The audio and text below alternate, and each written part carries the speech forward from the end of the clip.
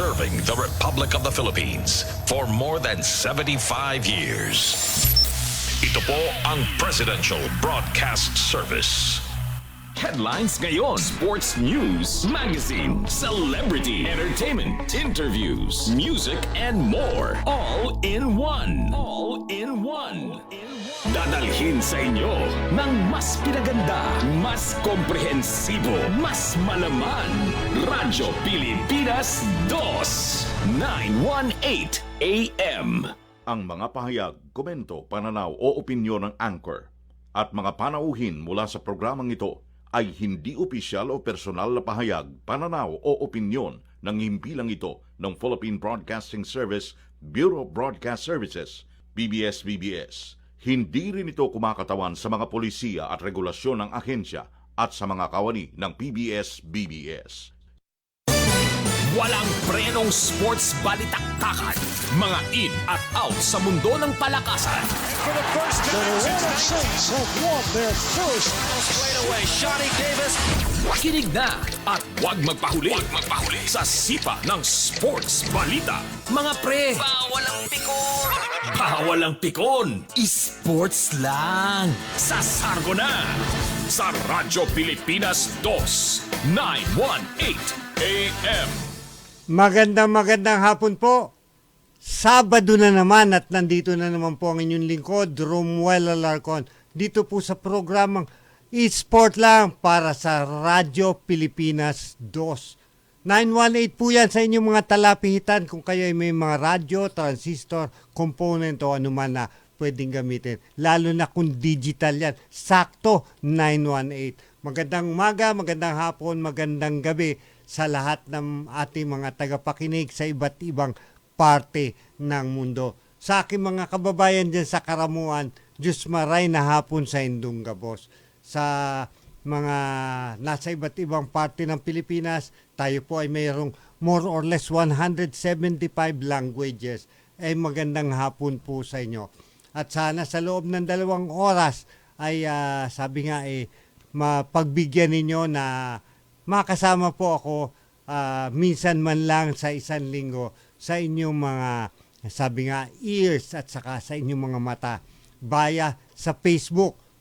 RP2, Radyo Pilipinas DOS 918. Ganun din naman sa Twitter, Radyo Pilipinas 2 918. At alam po ninyo, natutuwa po ako na ibalita po sa inyo na kahit na medyo nagmamadali rin tayo papunta dito, umatin po tayo doon sa Association of Philippine Professional Boxing Ring Official. Na ginanap po dyan sa may gymnasium, dyan po sa atrium, building atrium, something like that, dyan po sa Mandaluyong. At ito po, dito po natin na meet yung napakaraming mga, sabi nga referee, merong judges, at meron naman bot referee na judges pa. At napakaganda po kasi for the first time nakadaupang palad po natin yung chairman ng Games and Amusement Board. Walang iba kundi si Chairman Attorney Richard Clarin. Napakabait pong tao. Sabi nga pag nilapitan mo, may tinanong ka, hindi ka po niya iisnabin, hindi ka po niya tatanggihan. Napakabait po. Very accommodating po ang ating chairman ng Games and Amusement Board. Hanga po ako sa kanyang sabi nga karakter. Kasi lahat po yung mga gusto magtanong sa kanya na mga nandun rin, gaya ko, talaga naman ina-accommodate niya. Talagang pumupunta pa siya mismo. Kasi kanya ko sinasabi sa inyo, kasi dapat alam po rin natin yung uri ng karakter ng ating mga opisyalis, lalo na dito sa field ng boxing. Alam naman natin na ang field of boxing ay very dynamic. Marami pong mga nangyari na mga pangyayari, marami na mga problema, maraming kontrobersiya at kung ano-ano pa. Pero hindi po naubusan. Every now and then may dumarating. Yung seminar po kanina, more on a refresher course. Kumbaga parang hindi naman yung mali sila yung mga ginagawa, kundi para ipaalala na ito yung standard na dapat nilang gawin. At marami po tayo natutunan. Although kalahating araw lang po tayo, kasi 8 nag-umpisa na halos nandun na po tayo kaagad. At nung kumain po, siyempre, kailangan ko po dito na mag-umuwi. O sabi nga magpunta para paglingkuran naman po kayo. Kasi siyempre, yan po ay aking passion. At sabi nga handa po ako na gampanan yung papel na yan. Kahit saan pa po ako manggagaling, dadating po ako para maglingkod po sa inyo. Ang dami po natin natutunan yung mga normally na hindi pinag-uusapan o sa mundo ng boxing. Doon po pinag-usapan. Kanya napakaganda po kasi yung mga hindi natin papansin o hindi natin binibigyan ng pansin, lalo na yung mga referee. Naku, ang dami po pala na dapat na matutunan yung ating mga kababayan. Dami po na mga bagay-bagay. Ultimo doon sa yung pagbilang at pagpapupunta doon sa neutral corner. Pati yung pag nalaglag yung yung mouthpiece. Hindi po bibigyan ko lang po kayo ng hindi po pala po pwede na ang hahawak doon ay yung tinatawag na referee at isusubo. Bagkos dapat yun ay ibigay sa sa what do you call this, seconds do sa corner, tapos hugasan nila at ilalagay nila. So yung mga ganun hindi po natin alam yun yun pala, yun yung mga regulasyon na dapat na matutunan. Kanya doon sa mga nakilala natin dyan at mga opisyales kagaya ni Greg Mendoza, yung presidente po ng ng ABRO o yung Association of Philippine Professional Boxing Ring Officials. Yan po, nandiyan rin po si Architect Elmo Coloma. Nandun rin po si Hilco na isang international referee rin po at saka judge. Nandun rin po yung mahusay at isang veteranong Abainsa. Nandun rin po si Freddy Estrella na mga veterano po. At marami pa pong mga magagaling na mga veteranong mga judge na referee pa. Yan po. At saka yun nga, pwedeng kumuha ng sabi nga pagkakataon kasi gusto nila daw na magkaroon ng mga bagong so-called grupo o yung mga youngster. Kasi siyempre dadating yung point na you have to turn over yung sabi nga sa Young Turks, sa mga bago. Kasi medyo may edad na rin po yung mga pangalan na binabanggit natin. Although magagaling yan. Wala na po kasi papalit sa experience kung doon ang ating pag-uusapan. Pero siyempre, ngayon pa lang dapat meron ng mga bago. At sana po yung mga gustong maging referee, maging judge, mag-inquire po kayo sa Games and Amusement Board para po magkaroon kayo ng opportunity na mabigyan kayo ng lisensya. Pero siyempre, bago may mga ganun, siyempre may mga seminar po yan na dadaanan na para ituro sa inyo yung standard na mga dapat ninyong matutunan bilang isang mahusay na judge, mahusay na referee. Pati yung distance, pati yung hindi dapat humawak sa boxer. Talagang makikita mo yung kung ano yung mga dapat sabihin sa corner. Natutunan po natin kanina yun. Kanya natutuwa po tayo. Additional information po yan. At gusto ko rin naman i-share sa ating mga, sabi nga mga kapita-pitagang mga listener at syempre yung mga boxing fans, boxing enthusiasts dito po sa programang e-sport lang. Alam naman natin na itong programa ito, pure boxing lang po pinag-usapan natin dito. Kung meron po kayong marinig na ibang e-sports, nagiging comparison lang. Binibigyan lang natin ng comparison kasi minsan may comparison yung dalawa eh. O, tapos kung naalala po ninyo, di ba? Ito yung nagkaroon na naman po ako ng malaking issue sa aking kokote na gusto kong i-share sa inyo. Di ba po yung sino ba ito? Yung Jake Paradero.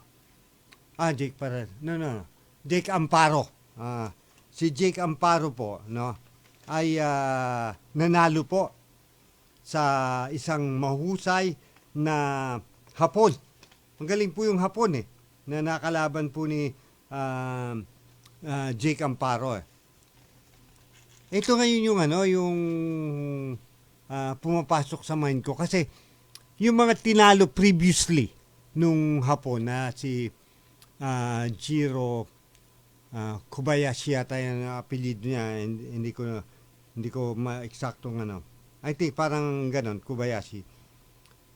Alam po ninyo, ang record po ng mga tinalo niya gaganda. 3 lang na, 1 talo lang, yung isa 2 talo lang yata, yung isa 4. O 3, something like that. Pero yung nakalaban niya, medyo mas hindi pa maganda yung record. Pero yung pa nanalo, no?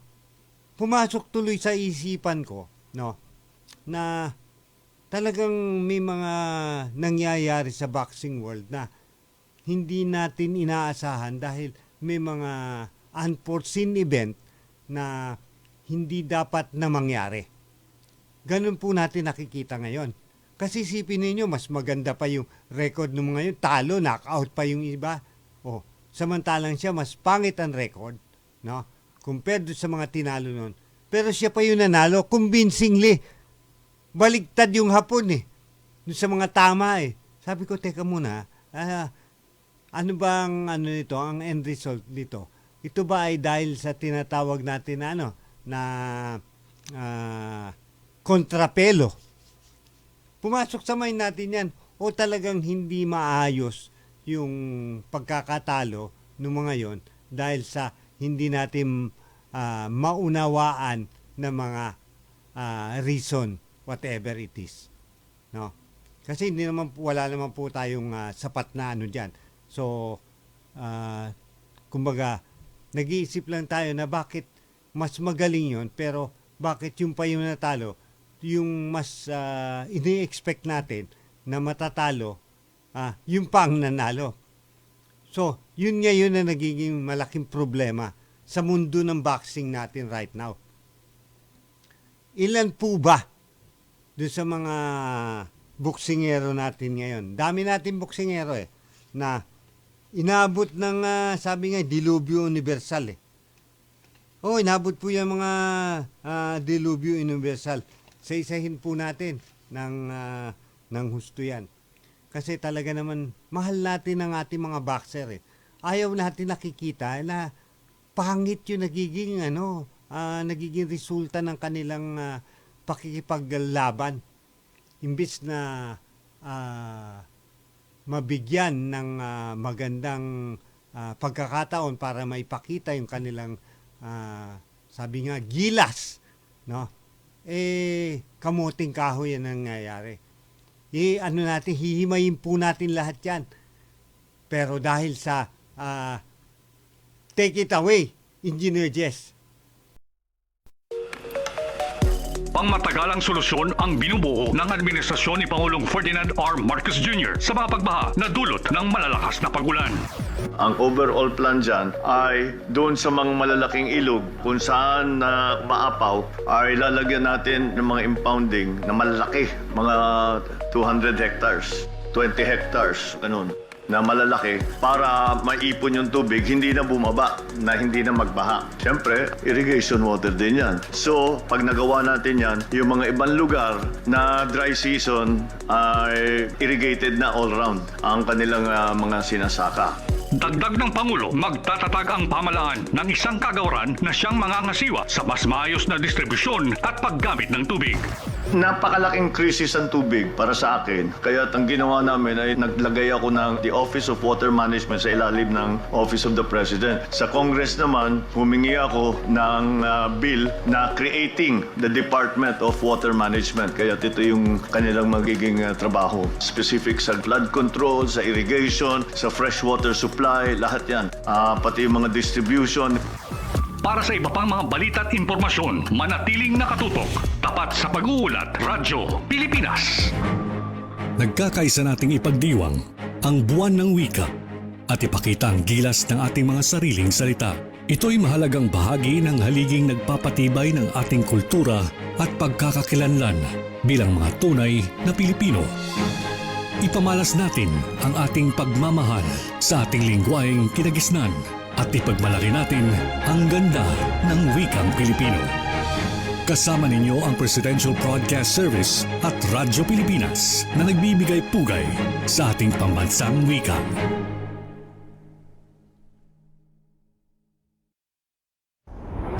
Mga teammates, line up na! Game na! Esports Land sa Radyo Pilipinas Boss 918 AM. Magandang hapon po.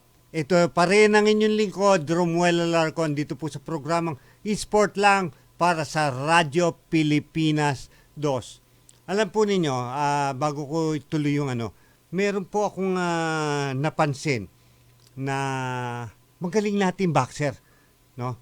Pero alam po ba ninyo na isang taon na po siya mula nung makuha niya yung titulo, no? Sa IBO. Alam po ninyo si Rene Apolinario. Isang taon na po halos pala yun. Wala po siyang laban. Tapos ito nalulungkot ako kasi lalaban po siya August 30. So ibig sabihin sa katapusan ng buwan na ito. Pero 8-rounder lang po. Ang kalaban po niya ay isang Meksikano na ang pangalan ay Brian Mocinos. Ito po yung nagiging malaking problema dyan. World champion po yan. Nung panahon na wala tayong world champion, kamoting kahoy po tayo, yan po ang tanging kampiyon natin. Ngayon ito ang bakit nagkakaganon? Bakit aabuti ng isang taon na wala siyang depensa, wala siyang laban, at sa ganyan sitwasyon, paano yung ikabubuhay ng tao? Paano yung kaniyang karera? Kasi hindi po pwede na sa loob ng isang taon, wala kang laban. At the most na dapat na meron kang laban is 4, maybe 5 months. Dapat meron kang laban yan dahil mapuputol yung normal, what do you call this, training pattern mo. Kasi ang ang tinatawag natin na boxing po, lalo na yung mga boxer, may training pattern yan Pagtapos ng lumaban, medyo papahinga ng konti, tapos slowly babalik na naman hanggat maabot na naman niya yung kondisyon niya. Tapos laban ulit, whatever yung maging outcome. Pero ito po, si Rene Apolinario, wala po itong yung bang hindi po ito bumagsak, hindi po anything. Pero para mawala ng laban sa loob ng isang taon, ang iniisip ko, baka gumuho yung tinatawag na kanyang antas ng pakikipaglaban. Kasi may antas po yan Hindi po yan na, kumbaga, pwedeng bumabayan, no? Depende sa papaano ninyo gagamitin. Ano po ang ibig natin sabihin sa ganyan? Alam po ninyo, pag ang isang magaling na boxer ay wala pong laban, kumbaga parang sa basketball yan. Hindi ka naglalaro, wala kang practice, Aasahan mo ba na magaling ka sumute? Hindi eh. Ganon din sa boxing. Pag hindi ka lumalaro, ano yung aasahan mo? Siyempre babagal ka, tataba ka, magkakaroon ka na iba't ibang uring problema, lalo na pagdating sa tinatawag na weight. Oh. Not to mention yung tinatawag natin financial. Dahil siyempre may pamilya ka. Sabihin na natin binata ka, kunyari, binata ka. Oh, siyempre gusto mong tumulong sa magulang mo. Oh. Isipin mo, abutin na 1 taon. Eh yung kinita mo na kakarampot doon, palagay ninyo, abot na 1 taon. Siyempre babayad ka ng ilaw, tubig, yung internet mo, yung mga utilities. Nandyan pa yung rental ng bahay. Sabihin na natin, kahit na walang rental ng bahay, ay yung kakainin yung pang-araw-araw na pangangailangan. Kung may pupuntahan kayo mga pamasahe mo, hindi ba kailangan yon? Pangalawa, ang mabigat sa lahat, bababa at bababa yung antas at kalibre ng pagbuboxing mo. Nagtataka tayo, wala bang sa tinatawag nating local na pwedeng yung mga ganyan tulungan naman? Kawawa yung biro mo, siya lang yung panahon na yun ng namamayagpag, nagbigay ng napakagandang sabi nga karangalan sa atin dahil zero tayo during that time Oh, useless ba yung ginawa sa atin na napabayaan ng ganyan? So ano yung dapat na maging main thrust? Dapat ba may isang organisasyon na nagtutulak na doon sa mga malalaking kumpanya para suportahan yung ganito? Ano po ba dapat gawin pag may mga ganyan? Sipin nyo, lalaban siya. 8 rounders lang po yan Oh, siya po ay number 2 sa WBA. Samantala yung makakalaban niya ay number 8 sa WBC. Maganda yan, at least meron siyang tinatawag na priming up. Tune up kung tawagin nga nung iba. Pero isipin ninyo, ganyan na katagal. Pakatagal na po Hindi po dapat nagkakaganyan ang isang boxer natin. Sabihin nila, wala namang kakwenta-kwenta. Huwag po natin sasabihin na walang kwenta yung IBO. Mali pong idea yan. No, kahit sabihin pa na, alphabet soup naman yan Hindi po pwedeng ganun. Kasi nung panahon na yan, no, we are very proud na meron pa ring nagdadala ng pangalan ng Philippines na kampiyon. At the same time, hindi naman binigay sa kanya in a silver platter yan. Pinaghirapan po niyan. Kanya wag po natin sasabihin na walang kakwenta-kwenta yan. Alphabet soup lang yan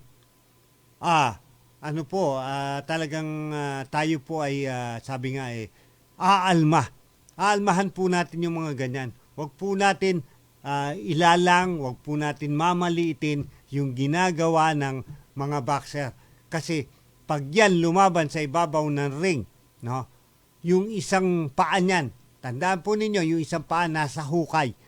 Ganun po yung category ng isang boxer. Kanya wag po natin mamalitin, wag po natin lalanglangin yan. Lalo na pag naging world champion ng category. Kung yung mga, sabi nga regional, tuwan-tuwa na sila. Kasi yun, prestigious po yan sa pamilya nung boxer, dun sa boxer mismo dahil nakita niya yung resulta ng kanyang pagpupunyagi. Yan po yung yung dapat na matutunan at dapat bigyan ng pansin ng ating mga kababayan. Lalo na yung mga sumusulat o yung mga nagbablog. Wag po natin yung babaliwalain yan. Bigyan po natin sila ng dignidad bilang isang tao, no? Wag natin silang ida-down. Nagbigay na sa'yo ng karangalan, tatapakan mo pa, ganun ba dapat na sabi nga imahe ng isang Pilipino, lalo na pagdating sa boxing. Alam naman natin na after basketball, boxing na. Kung isusunod-sunod po ninyo yung ranking ng mga sports sa Pilipinas, siyempre, no question asked, number 1 po ang basketball. Number 2 po ang boxing. Yan po ang ano niyan. At number 3, yung billiards. Sa totoo lang, yan yung big B. Ano yung big B? Yung malalaking letter B. Kasi puro B yan eh. Basketball, boxing, billiards. Lahat po yung tatlo na yan, malalaki po yan. Lahat po yan nagbibigay ng karangalan sa atin. Yung iba, minsan-minsan lang. Pero yan, hindi nawawala yan. Sa loob ng 3-4 na dekada. No, yung nakalipas na 3 at 4 na dekada. Yung tatlong, sabi nga sports na yan, ang nagbibigay sa atin ng karangalan. Kanya hindi natin dapat langlangin yan. Ang kailangan lang, gumawa tayo ng paraan. Tulungan natin po yung mga boxer na nandun sa, sabi nga nila hindi masyadong sikat na boxing, sabi nga world body. Tulungan natin. Bakit hindi ba kayan tulungan nung tinatawag natin ng mga businesses dito, Pilipinas? Kawawa naman kasi yung boxer Kasi hindi po yan kagaya ng ibang mga profesyon na merong agad-agad may makukuha. Yan po ay umaasa lamang sa mga laban. Kanya dapat mabigyan sila ng magandang laban ng kumita naman at nang meron na mamagamit ang kanilang mga mahal sa buhay. Yan po yung pinupunto natin dyan. Kanya, pag ganyan ang sitwasyon, gumawa na po tayo. Magsama-sama na yung mga promoter para matulungan na magkaroon. Kahit na dito yung laban, no? Basta magkaroon ng laban yung ating boxer. Wag na yung kanya most of the time po. Kung papansinin niyo, natatalo po yung ating mga boxer kasi hinahayaan po natin na pumunta sa ibang bansa at doon lumaban. Lalo na yung mga first defense. Pansinin po ninyo, napakarami po niyan na disgrasya. Paano? Imbis na dito ilaban para naman, sabi nga, maganda yung magiging, sabi nga, pagiging champion mo. Makikita ka ng mga kababayan mo. Pero dahil wala nag-i-sponsor po yun na naging malaking problema. Wala po nag-i-sponsor locally ng boxing sa ating bansa. Kanya, ang tendency ng mga boxer at ang kanilang mga manager, kasama na yung promoter nila na connive, sabi nga mixed promotion sa ibang bansa. Pero pag gano'n na mangyayari, wala kang choice. Pupunta ka doon sa tinatawag na bansa na merong pwedeng ipuhunan at lalabanan mo yung taga doon sa bansa na yon. Diyan na dumarating yung iba't ibang uri ng problema. At ang pinakamalaki na nakikita natin problema sa ganyan, yung pressure. Kasi pag pumunta ka doon, iba po ang pressure na ginagawa pag ang isang champion dumadayo. Marami pong marami pong factors to be considered, no? Pwede kang pagsabihan ng ganito, pwede sasabihin ang late naman ng purse mo, baka pwedeng dadagdagan ko yan. Magiging mataba ang iyong bulsa pag uwi mo. Pero amin yung champion. Yung mga tipo bang ganon, pressure po yan Pero pag dito gaganapin, wala pong ganyan. Wala pong ganyan. Kita po ninyo, ano po yung sabi natin, pwede natin gawin na kita nyo. Kung naalala po ninyo, maybe 9-10 years ago, maganda, although hindi tayo ang champion, pero dahil pinapunta nila yung kampiyon nila, yung Puerto Rican, yung Mac Joroyo ba yun? Nakalaban ni Jerwin Angkas diyan po sa Villamor. Yun, wala pang TV yun ha. Hindi po yun na live.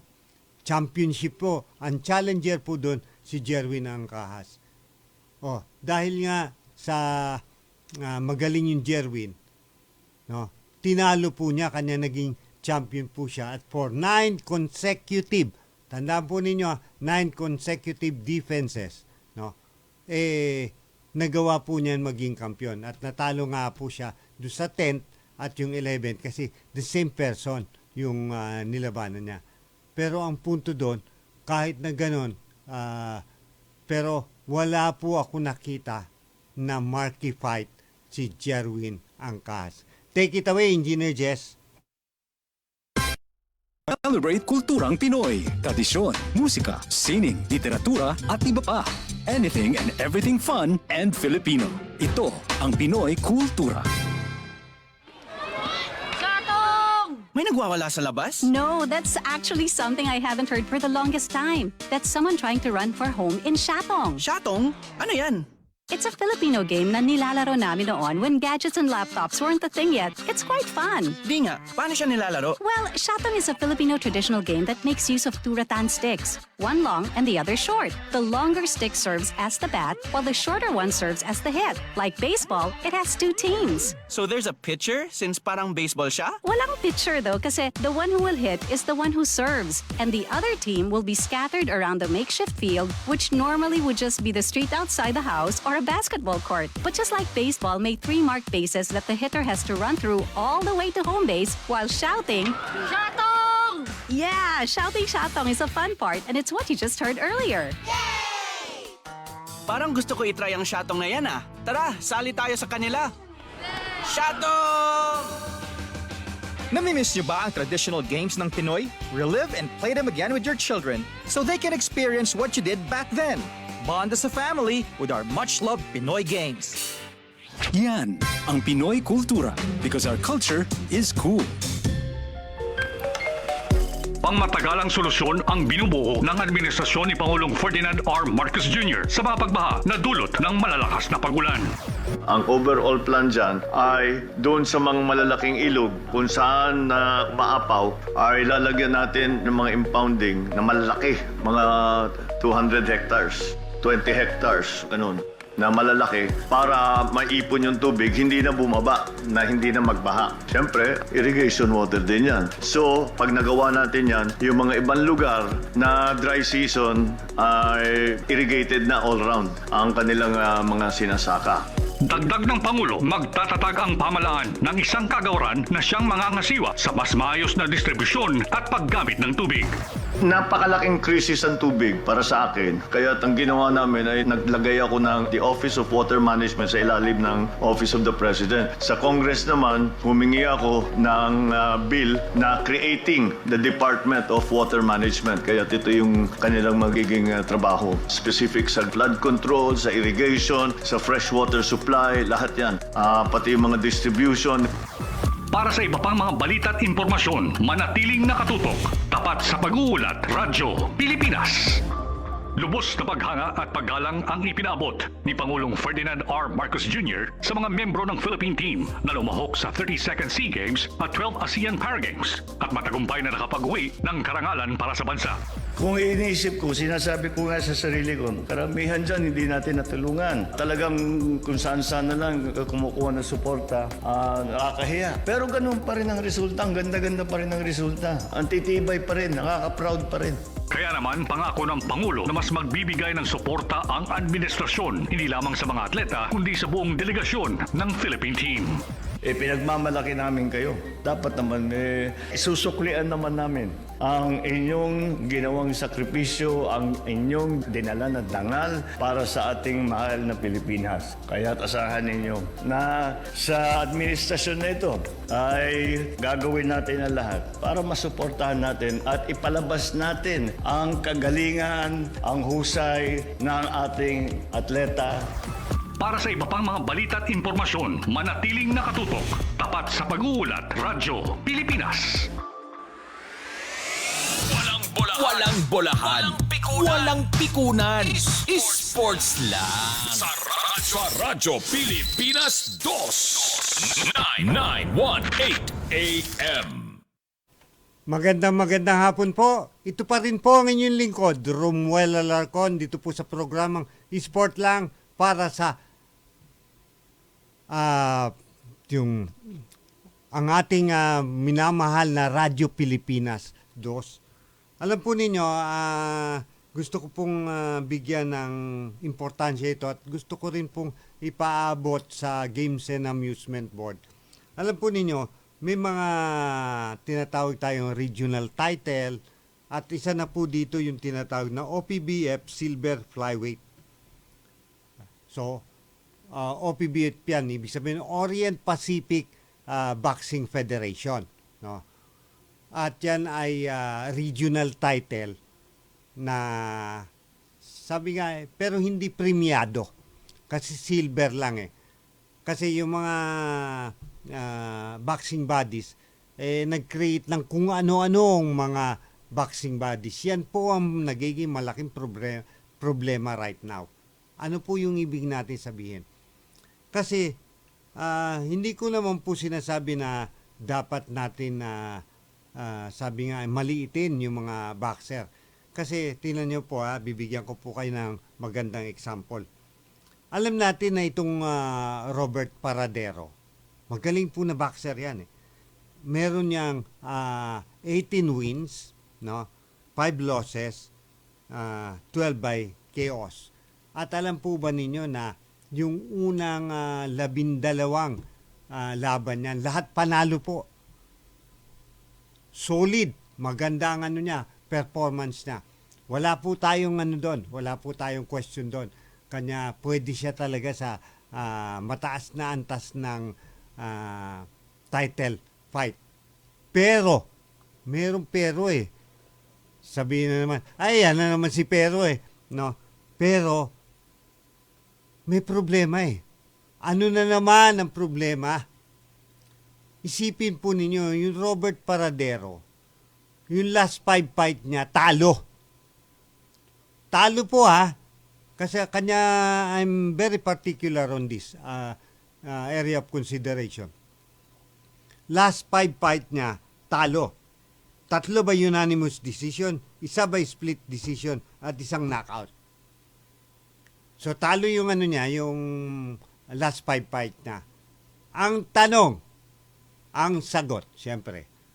Ang tanong, bakit pinayagan na last 5 fights talo tapos lalaban sa isang regional na sabi nga title ang isang naka 5 straight losses?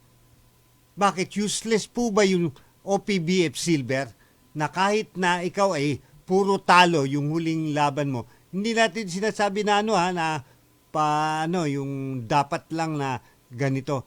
Kahit sabihin natin maganda yung pinag-umpisa mo, 12 straight wins. Whether yan ay knockout, unanimous, whatever. Pero may straight ka eh.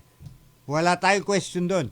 Ang kini-question natin, 5 sunod ka naman natalo. Bakit nandiyan ka na lalaban ulit sa kampyonato? Useless na ba yung category ng silver ng OPBF na kahit na puro talo ka, kagaya niyan, 5 straight losses, pwede ka pa rin sa kampyonato? Ganun na ba sabi nga kanipis yung ating pag-evaluate at yung matchmaking ng isang matchmaker para ilaban yung isang talunan sa huling 5 laban? Nagko-question po tayo kasi hindi po natin sinasabi na, wag bigyan ng oportunidad yan. Hindi po yun eh. Ang tinitingnan ko po dito, yung kalidad. Ibig sabihin, ano yung dapat na ilaban natin dyan? Yung ba ay dapat na nanalo o dapat natatalo? Kasi kung binibigyan natin ng pagkakataon na isang talunan sa last 5 fights na for a regional title, kahit na sabihin pan silver lang, Paano pa kung nagpapapanalo ka? Bakit? Wala bang ibang nagpapapanalo na pwedeng ilaban at yung puro talo sa huling 5 laro, yun ay ilalaban natin? At bakit naaprubahan niya ng Games and Amusement Board? Sabihin na natin hindi dito ang laban. Sabihin na natin kung saan man. O kung dito man yung laban, local fight yan . Sabihin natin na local fight lang. Gaganapin sa Cebu, August 15 to be exact, yung laban. Ang kalaban ay, I think, April Abne, something like that, yung pangalan. So, ibig sabihin, approve yan ng Games and Amusement Board. Ang tanong ko, sinong matchmaker ang gumawa niyan? Sino matchmaker? Yung Abne 12-1 with 6 KO. So, ibig sabihin, maganda yan.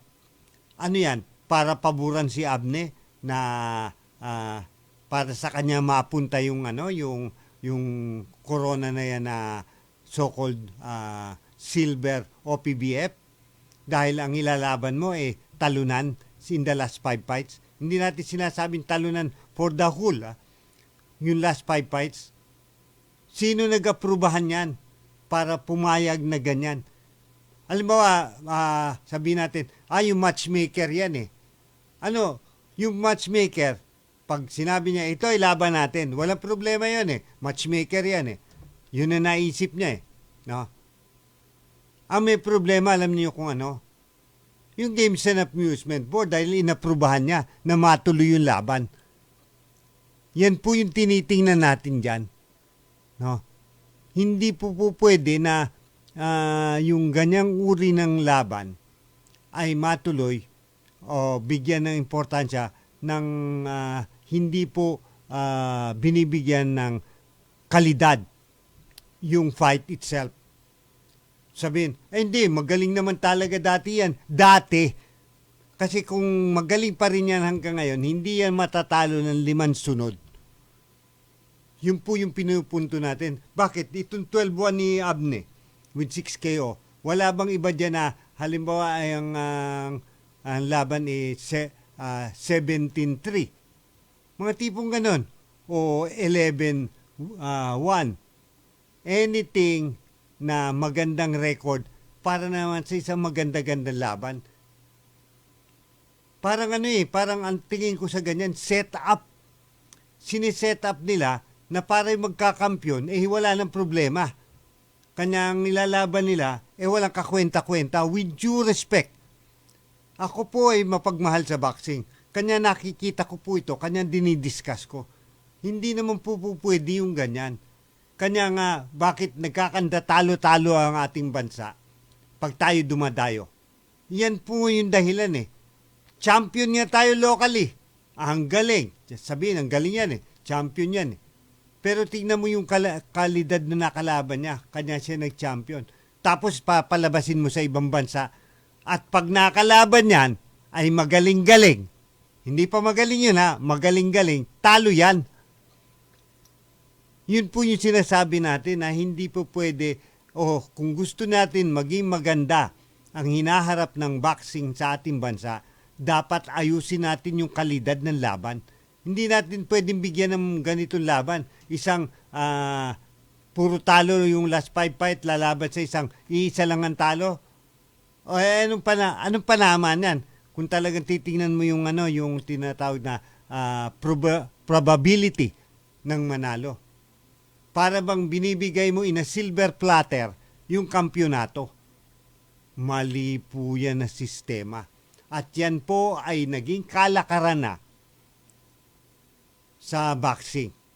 Hindi po dapat ganyan. Dapat laging maganda at dapat ang chances ay on both parties.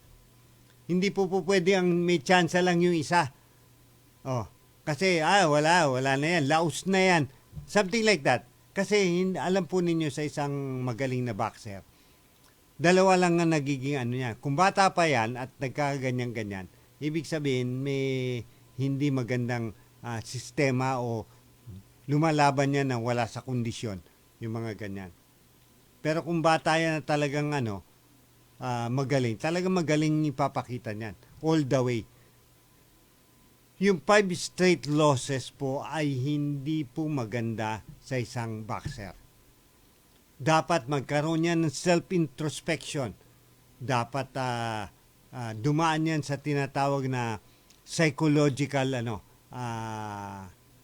system na dapat ituro doon sa mga tinatawag natin na mga boxer na ang maghuhubog sa kanilang mindset ay isang psychiatrist o psychologist, whatever.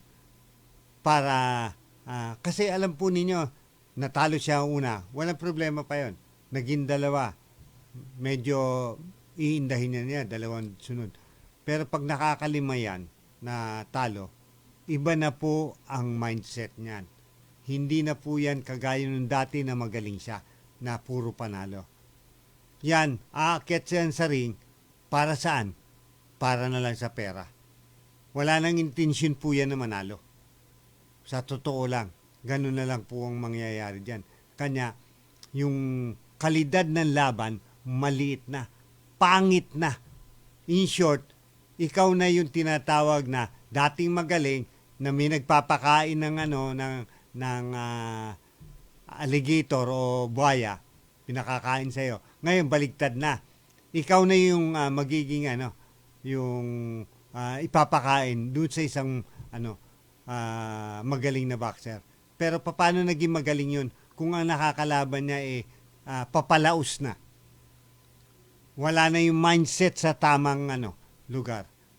Kagaya nga yung sinasabi nung mahusay na si Ber Bainsa, na isang international referee, international judge natin. Sabi niya, pag ikaw referee, pagpunta mo sa laban, dapat wala kang ibang iniisip. Dapat ipiprepare mo yung mind mo. Sabi niya, para pagpunta mo doon, nakafocus ka.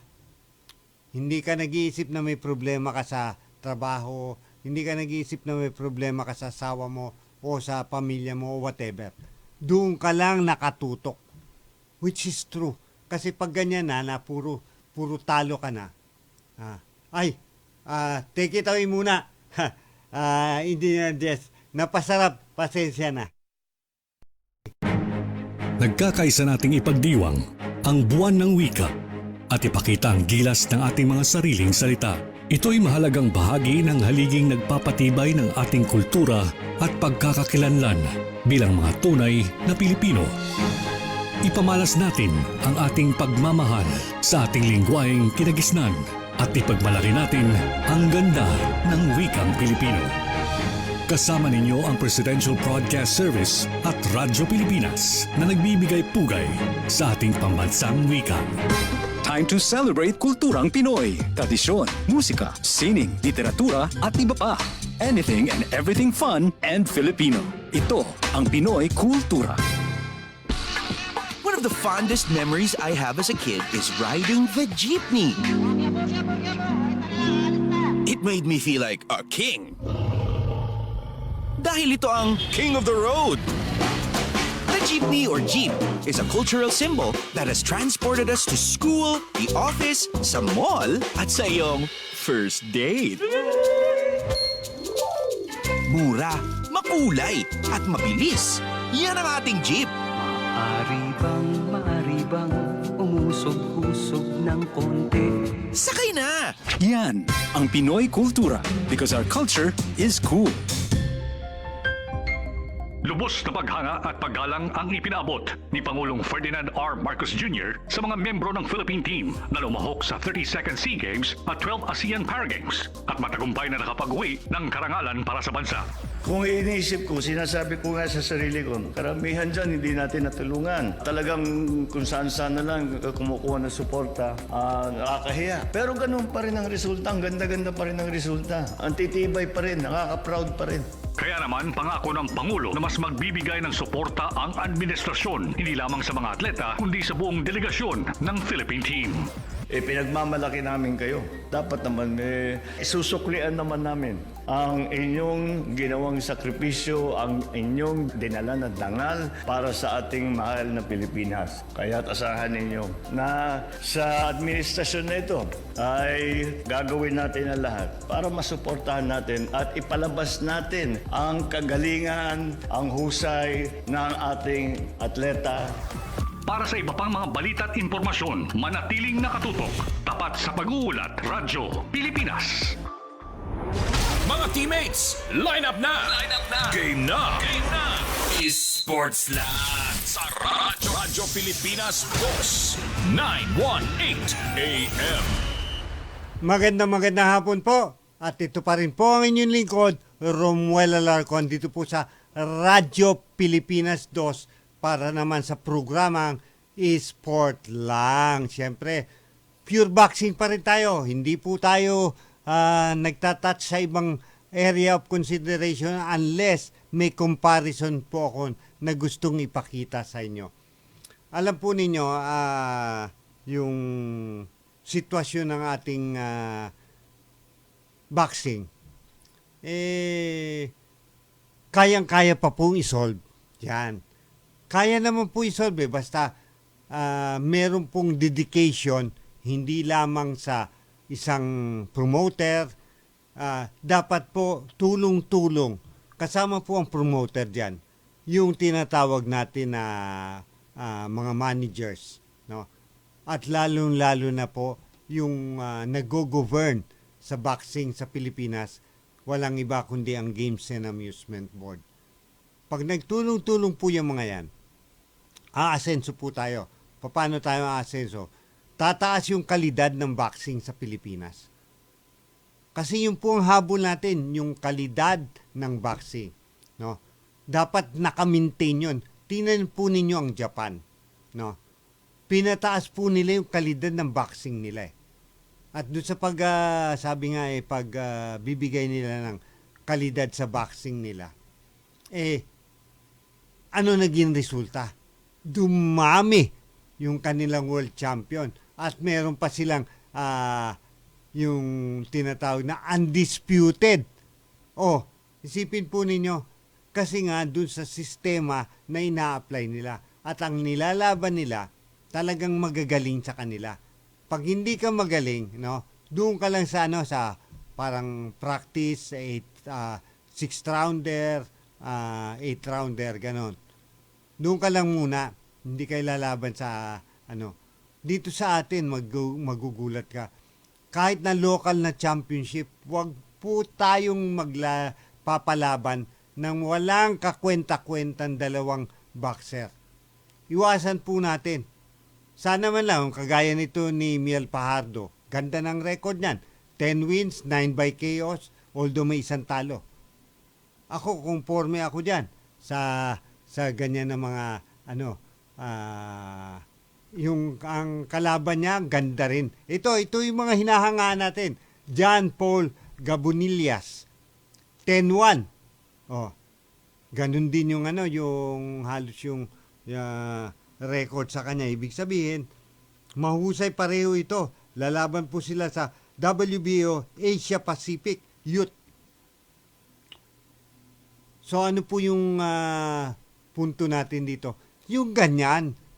Yung hindi yung lamang na masyado yung isa. Bagkus, both parties are capable of winning. Yun po. Kasi doon po tumataas yung antas ng mga boxer.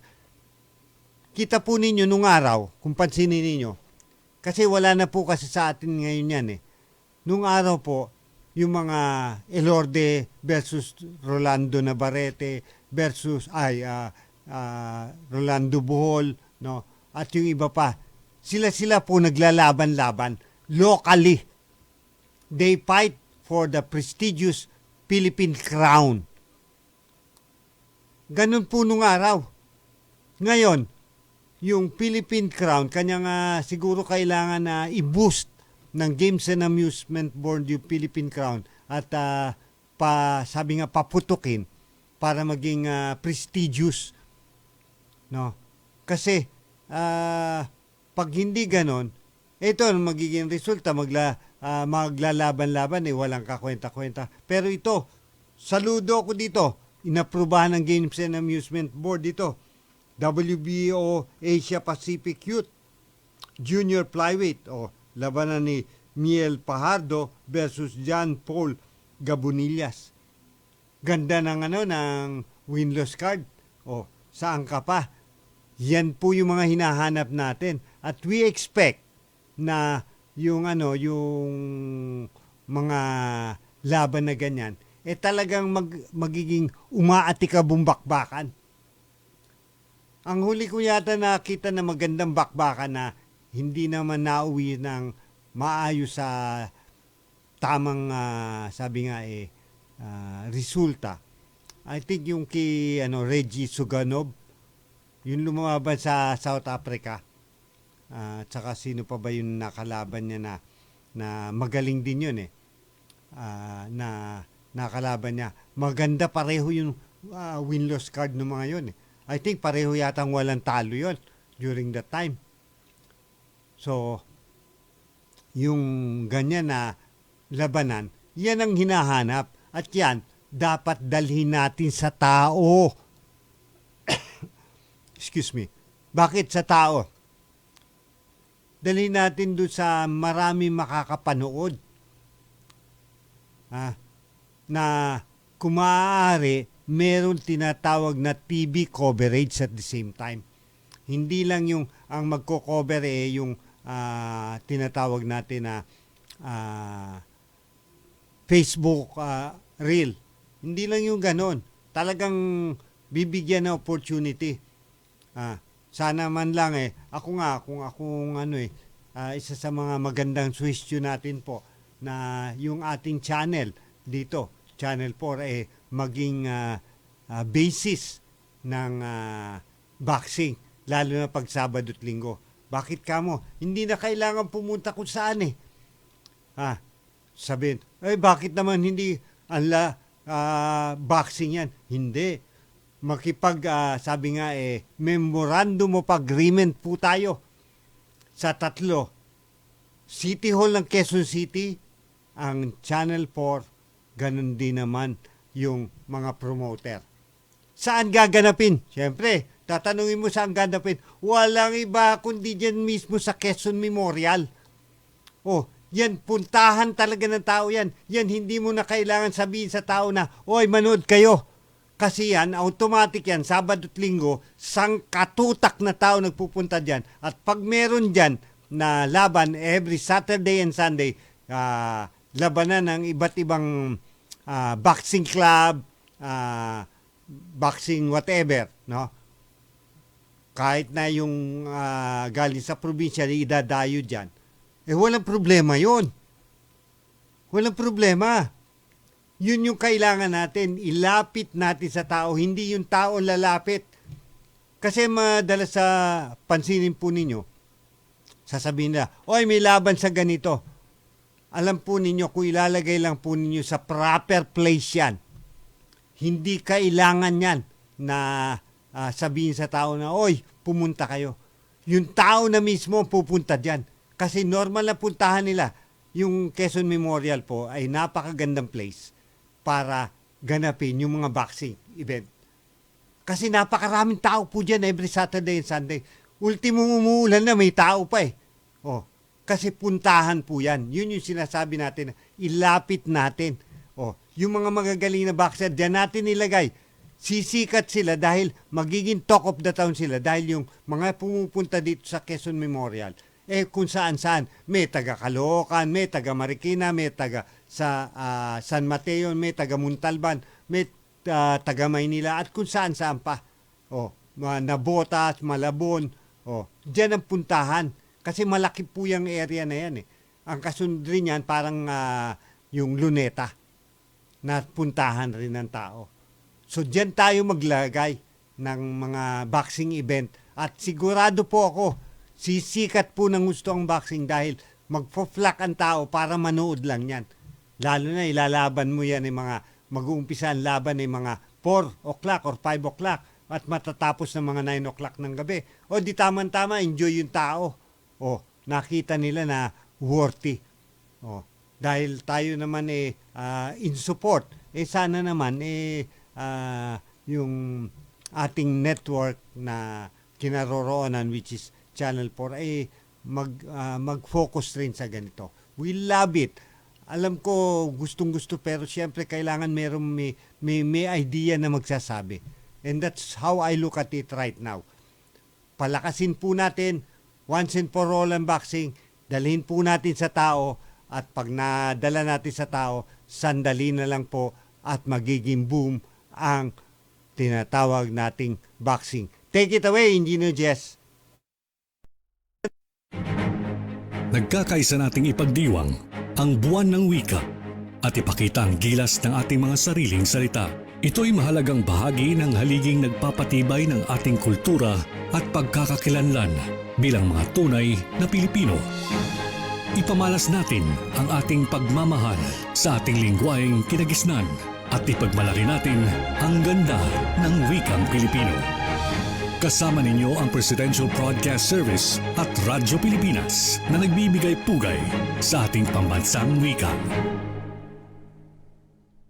Time to celebrate kulturang Pinoy. Tradisyon, musika, sining, literatura at iba pa.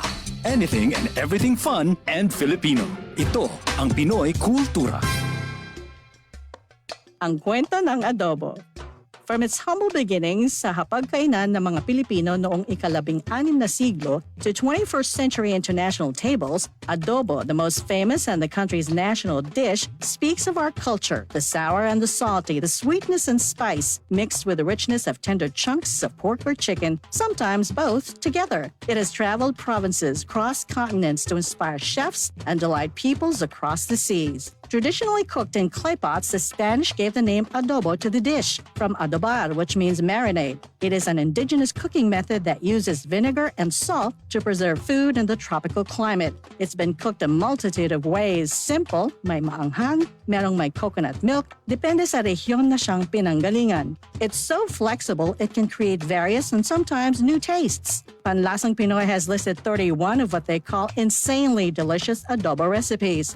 There's the traditional chicken adobo, simple, made with chicken, soy sauce, vinegar, garlic, peppercorns, and bay leaves. There's adobo that varies in color and taste, adobong dilaw, adobong pula, at adobong puti. At hindi lang lutong chicken or pork, may adobong tahong, adobong kangkong, and chicken feet adobo. The New York Times once shared on Twitter a simple chicken adobo recipe as comfort food to cook in the middle of winter. The Food Network had its own adobo recipe, and there is apparently a Spanish chicken adobo with chocolate. This humble but iconic adobo is not without controversy. Wikipedia says a trade department once announced plans to standardize the most popular Filipino dishes to make them easier to promote, starting with the adobo. Maraming hindi natuwa at binatikos ang plano. The agency did a 180, said it's not mandatory and will only be done as a benchmark to define a basic traditional recipe para malaman kung tunay na Filipino dish pag nasa international setting. The adobo has been honored abroad, was runner-up in the Best Nouveau Street Food in the 2010 LA Street Food Fest. Philippine Primer says Chef Gordon Ramsay picked a pork adobo burger in Good Morning America's Battle of the Burgers in 2017.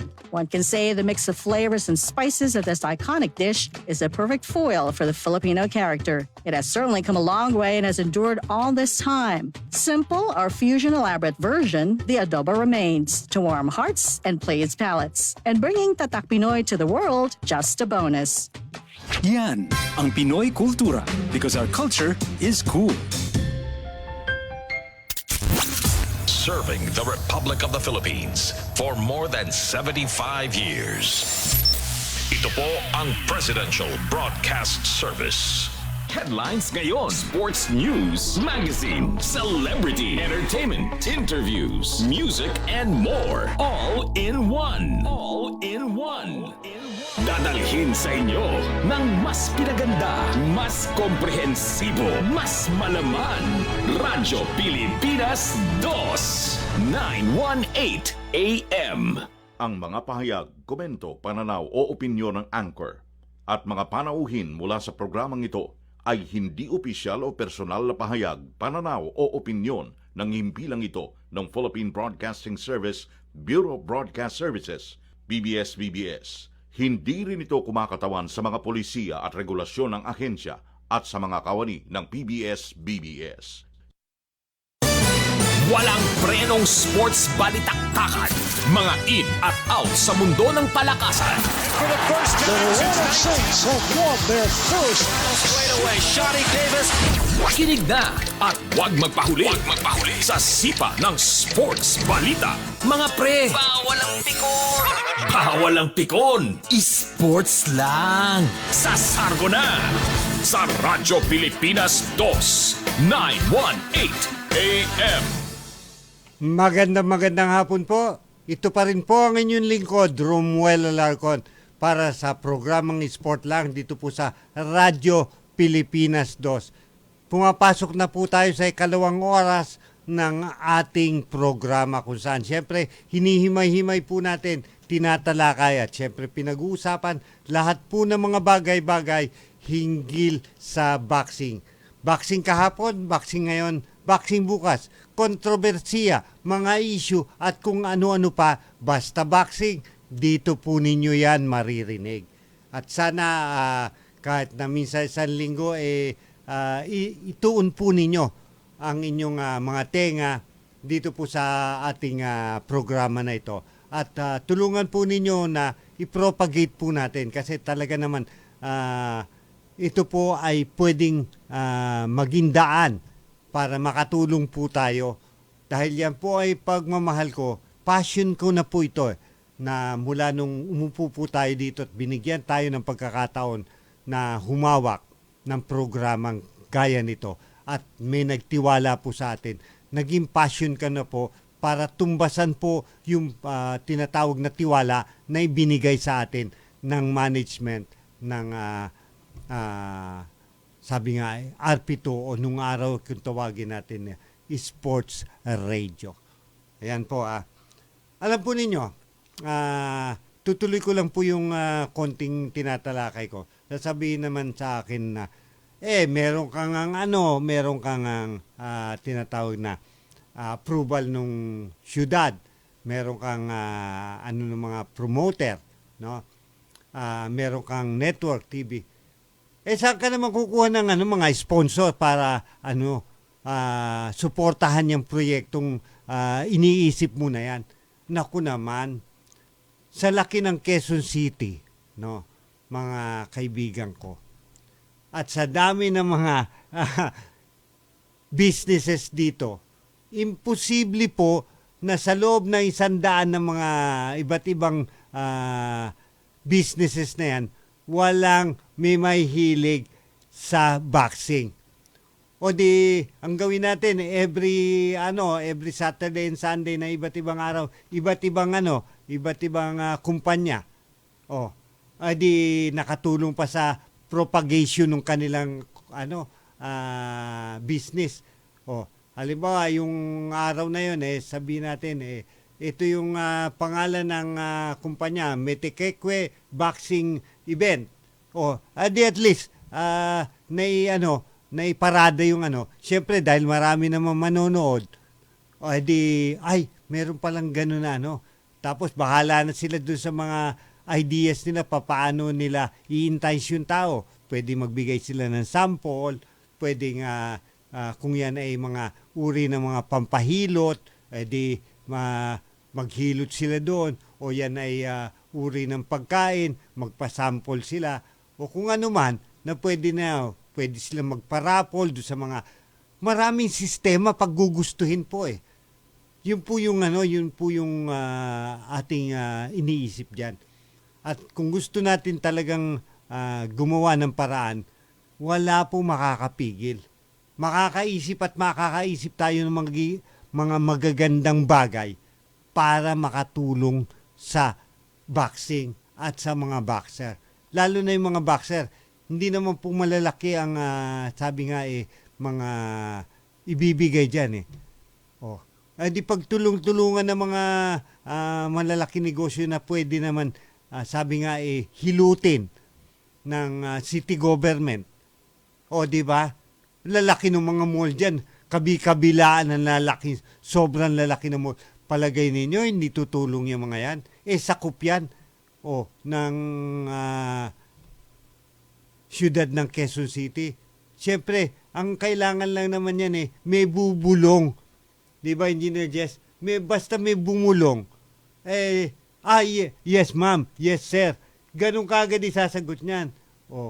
At bukas makalawa dahil kasama na sila doon sa advertisement doon sa buong looban na yun ng Quezon Memorial. At pag mayroon silang pa-boxing, nandun yung pangalan ng kumpanya nila. Di ba advertisement na rin po yun? Ilang libong tao pumupunta dyan, lalo na pag Sabado at Linggo. Kung yung ordinaryong araw, tinidumog yan lalo na po pag Sabado at Linggo. Kasi alam po ninyo kung bakit wala na pong halos mapuntahan besides the mall. Besides po sa mall, wala na po napupuntahan ng tao. Wala na po. So, iyan yung nakikita nila. Dalawa yung sa Quezon City, dalawa yung pwede. No? Yung tinatawag na yung wildlife. Pero hindi po masyadong puntahan dahil may bayad po yan. Ang pinupuntahan ng tao ngayon yung walang bayad at yung meron sila makakain na mura. So yun ang bottom line.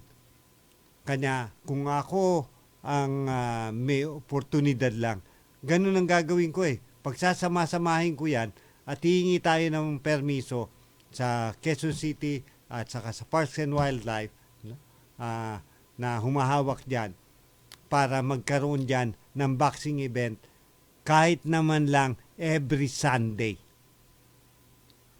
Every Sunday na lang. Kung hindi, mas maganda nga sa akin kung ako tatanungin ninyo, Sabado ng hapon, starting at 4 o'clock hanggang 9 o'clock. Kasi kinabukasan, yung wala pang pasok kahit na magpuyat yung mga tao, manood dyan, no?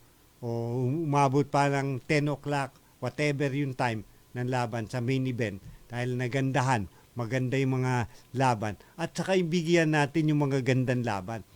Sabihin natin yung win-loss card. Kasi yung mga aware dyan, alam po ninyo, pinakikinggan nila lang yung win-loss card. Ang nasa blue corner, si Pedro, ang win-loss card niya ay 10 panalo, 7 talo, 1 tabla. Nasa red corner naman, ay si Juan.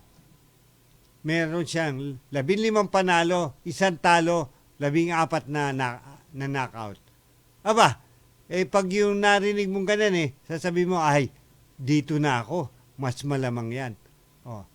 Pero pag pahalos pareho yung win-loss card niyan at paglalabanan mo, napakaganda po niyan. Yung tao mismo mahihirapan pumili kung sino yung gugustuhin nila. Yan po yung mga gusto natin na sa tingin natin magbibigay daan. Kasi alam po ninyo yung mga boxing event, isama po ninyo yung blow by blow. Sama na natin yan. No? Pupunta sa one place yan to another. After that, then what? Dapat meron tayong specific place na laging doon ang laban. Okay lang naman yung pagpunta sa mga ganun Wala naman tayong problema doon. Kasi ang kasunod doon, then what? Wala nang aasahan yung tao. Tapos na yung event Kasi lilipat na. So, bababa na naman yung enthusiasm. Dapat continue yung enthusiasm. Hindi po pwedeng matitigil yan dahil pag natigil yan, baliwala na naman po at mag-uumpisa na naman po tayo from the scratch. Yan po yung punto dyan na dapat na maunawaan natin. Hindi po pwede na we always start from the scratch. Dapat maintenance. No? Parang sasakyan yan Pag hindi mo yan mi-maintain na maayos, pupugak-pugak yan. Hindi ka makakarating sa pupuntahan mo. Madalas sa hindi, may diferensya yan. Pero pag na-maintain yan, kahit saan ka pumunta, pagsiservisyon ka. Ganun din naman sa boxing. Pag laging may laban dyan, yung mga taong nagpupunta ng dati dyan, pag sinabi na, uy, nakipagkwentuhan yan. Ganun ang mangyayari dyan, makipagkwentuhan. Uy, alam mo, doon sa Quezon Memorial, meron na palang doon, boxing event. Ganon. Ganda ng laban. So, magkakaroon ng chain reaction yan eh. At I expect na magiging maganda ang chain reaction dahil gusto ng Pilipino ang boxing din. Kasi, alam po ninyo kung bakit? Pinataas masyado ni Manny Pacquiao eh. Siya yung naglagay sa pedestal ng boxing. Naging byword, naging, inaantay-antay. So, gawin natin na consistent. Gawin natin na another Manny Pacquiao in the making. No? Ilalaban natin yung mga magagaling dyan para naman makita nila na ito pala, magaling rin ito. Saan ba nagumpisa si Manny Pacquiao? Siyempre, nagumpisa yan sa wala rin. Pero nakita kasi merong tinatawag na TV exposure. At magandang TV exposure yung ating network dito. Para naman sa ikabubuti ng boxing. At gusto ko nga, sana man lang lahat ng sports, yun ang dalin ng ating Channel 4. Tapos, in between, yung mga infomercial, yung mga announcement, pero more often than not, yung sports talaga. Para maging exclusive naman yung pagiging sports, yung image ng network. Dahil meron na tayong sariling yung Radyo Pilipinas 2, talagang sports yan eh. Ang tinatalakay niya, whole year round. Take it away, Engineer Jess. Pangmatagalang solusyon ang binubuo ng administrasyon ni Pangulong Ferdinand R. Marcos Jr. sa mga pagbaha na dulot ng malalakas na pagulan. Ang overall plan dyan ay doon sa mga malalaking ilog kung saan na maapaw ay lalagyan natin ng mga impounding na malalaki, mga 200 hectares, 20 hectares, ganun, na malalaki para maipon yung tubig, hindi na bumaba, na hindi na magbaha. Siyempre, irrigation water din yan. So, pag nagawa natin yan, yung mga ibang lugar na dry season ay irrigated na all round ang kanilang mga sinasaka. Dagdag ng Pangulo, magtatatag ang pamalaan ng isang kagawaran na siyang mangangasiwa sa mas maayos na distribusyon at paggamit ng tubig. Napakalaking krisis ang tubig para sa akin. Kaya ang ginawa namin ay naglagay ako ng the Office of Water Management sa ilalim ng Office of the President. Sa Congress naman, humingi ako ng bill na creating the Department of Water Management. Kaya ito yung kanilang magiging trabaho. Specific sa flood control, sa irrigation, sa freshwater supply, lahat yan. Pati yung mga distribution. Para sa iba pang mga balita at impormasyon, manatiling nakatutok. Tapat sa pag-uulat, Radyo Pilipinas. Nagkakaisa nating ipagdiwang ang buwan ng wika at ipakita ang gilas ng ating mga sariling salita. Ito'y mahalagang bahagi ng haliging nagpapatibay ng ating kultura at pagkakakilanlan bilang mga tunay na Pilipino. Ipamalas natin ang ating pagmamahal sa ating lingwaheng kinagisnan at ipagmalaki natin ang ganda ng wikang Pilipino. Kasama ninyo ang Presidential Broadcast Service at Radyo Pilipinas na nagbibigay pugay sa ating pambansang wika. Mga teammates, line up na! Game na! Esports lang sa Radyo Pilipinas Box 918 AM. Magandang hapon po. Ito pa rin po ang inyong lingkod, Romuel Alarcon, dito po sa programang Esport Lang para sa Radyo Pilipinas 2. 918 po yan sa inyong mga talapitan.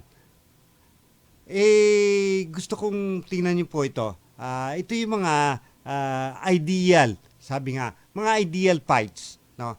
Ito po ay para sa Philippine Boxing Federation Light Flyweight Championship.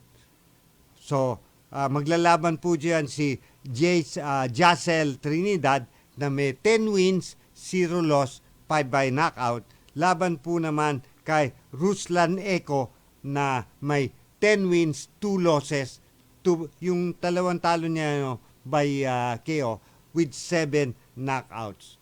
7 knockouts. 7 knockouts sa kanyang pangalan, panalo niya. Pero yung dalawang talo niya, puro knockout po yun. Pero ganun pa man, dahil dalawa lang ang talo, no, sa tingin natin, this is a good fight. 10-0 with 5 KOs, no? Maganda yan. Pero tingnan niyo ang naging end result. Nanalo po yung Jassel Trinidad. Fourth round TKO. So, nalulungkot tayo, no? Pero sa tingin natin, it's still a good fight kasi yung naglaban hindi malayo sa isa't isa yung kanilang record. Hindi po malayo yung 0 at 2. Dikit lang po yan. Sana yung ating mga kampyonato, more or less ganyan lang. Wala na yung mga anlalayo na yung isa walang talo o isang talo tapos yung kalaban 7, 8 yung talo, kung minsan siyam pa, minsan lampas pa doon. Huwag naman po ganyan. Hindi. Tapos yung minsan yung sinasabi ko sa inyo, tuloy-tuloy yung talo. Huwag po, iwasan po natin yan nang hindi po tayo mapulaan. Lipat tayo kay John Riel Casimiro. Alam naman natin na yan ay talaga naman talk of the town rin yan. Mahusay rin naman kasing boksingero yan. Pero sa tingin po natin mukhang hindi yata maganda yung kanyang napuntahan na promotional outfit. Although, siyempre capable na magbayad yan Japanese yan lalaban po siya. Tingnan nyo lalaban siya. Kailan? August ba? September ba? Hindi. October pa. Sipin po ninyo, mukhang ang nangyayari kay John Riel Casimiro, mukhang tinetenga. Ang tagal na po nung huling laban niya na naman Ngayon, lalaban siya, October pa. Ang laban sa Japan. Ang kalaban po niya ay si Yokinuri Ogani. Ang winless card po niya ay 21 wins, 2 losses, and 2 draws with 8 KOs. Evaluate natin ng konti. Mahusay itong tao na ito. Pero hindi sabi nga, hindi matindi ang kamay. Kasi 8 KOs lang. At sa tingin natin, ito, ang laro nito ay medyo yung nagbibigay. Hindi siya yung stylish siya. Hindi nagmi-mix up. So, will that do good thing to John Riel? Somehow, no? Kasi mas maganda sa akin, mas maganda kung ang kalaban ni John Riel medyo lumalaban ng sabayan. Pero pag yung tumatakbo, kita po ninyo yung laban niya kay Regundo. Tumatakbo yun ang napansin natin doon sa laban na yun, pag tumatakbo yung kalaban, hindi nakakapagpatama na maayos si John Riel Casimiro. So pag hindi siya nagpapatama, hindi niya na ma-maximize yung potential niya. Anong epekto nun? Hindi magiging maganda ang resulta ng laban niya. Yan po yung nakikita natin. Kailangan ang imamatch mo kay John Riel Casimiro, yung hindi man yung all the way lumalaban ng bakbakan, pero lumalaban ng palitan. Yan po yung maganda kay John Riel na ilaban mo. It's a good fight, no? Na ganun yung style ng kalaban. Pero pag tumatakbo, ang Pilipino by nature, ayaw niya yung ang kalaban ng kanyang iniidolo takbo ng takbo. Kasi hindi po natin ina-appreciate. Alam po ba ninyo yun? Hindi tayo nag-appreciate nung boxer na kahit na anong galing, no? Pag ang style niya hit and run, hindi po masyadong hindi po masyadong tinitingnan. Although napakagaling nun. Sa akin, yung mga nag-hit and run, magaling po yan. Kasi mahirap pong gawin yan. Sa totoo lang, napakahirap pong gawin yan, yung hit and run. yung mga tipong Muhammad Ali, sino pa ba yung Floyd Mayweather Jr., mga hit and run yan takbuhin pero nakakapagpatama. Ngayon, yan ang maganda na makalaban kasi sa isang kagaya ni John Riel Casimiro, dapat unang-una matuto siya na kumilos. Pangalawa, lalo siya dapat maging timing kasi mabilis yan umilag, mabilis yan dumipensa at mabilis yan dumistansya. Factor na po yun, napakahirap na po yun. Alam po ba ninyo, napakahirap po na kalaban yung ganyan. Talagang umaatikabo na pag-aaral. Kanya yung mga ganyang kalaban, malayo pa yung laban, pinag-aaralan na po yan. Paano niya isolver yan? Alam po ninyo pag yung ganyan ang bakbakan, marami pong ayaw ng ganyan. Basta Pilipino. Pero dapat i-appreciate rin po natin yun dahil yun yung style niya Pangalawa, under the ruling ng tinatawag na professional boxing, yung tinatawag natin na enforce, obligatory na makipagbasagan ka ng muka, walang ganon. Hindi po obligasyon yan na makipagbasagan ka ng muka. Kasi mahaba yung laban. So in short, medyo didiskarte ka. Yun. Parang si Muhammad Ali, tingnan niyo si Muhammad Ali, si Sugar Ray Leonard. Yun, talagang diskarte yan. Pero yung mga yun, lumaban talaga sa malulupit yun. Ang naging malaking problema kasi kay Floyd Mayweather, yung gusto niyang kalaban, medyo lamang siya. At kuminsan, malaking factor rin yan, yung hahakutin nung venue. Ano po yung mga venue dyan? Yung mga malalaking mga hotel dyan sa Las Vegas. Yan po yung mga venue So, kailangan i-hype ng gusto. Alam po ninyo, pag hindi masyadong maganda yung pairing, ang nangyayari puro hype. Yan ang problemang malaki pag nag-hype ka. Kasi ang pinalalabas mo sa mga nanonood o sa mga gustong manood at doon sa mga boxing fans, boxing enthusiast, na ito magaling na Pero dadaanin mo lahat yan sa kukwentuhan mo. Ito maganda-ganda. Kanya kung mapapansin mo yung mga boxing news, boxing whatever, tad-tad yung mga komento, yung mga write up. Tad-tad po niyan kasi hina-hype nila Pero alam po ba ninyo na pag alam na maganda yung laban na yan, kahit na hindi mo na i-hype yan, the mere fact na makita lang yung laban, alam na maganda yung laban. Alam na kagad na maganda yung laban. Yung tipong ang labanan kagaya nung araw Tommy Hearns at saka Sugar Ray Leonard.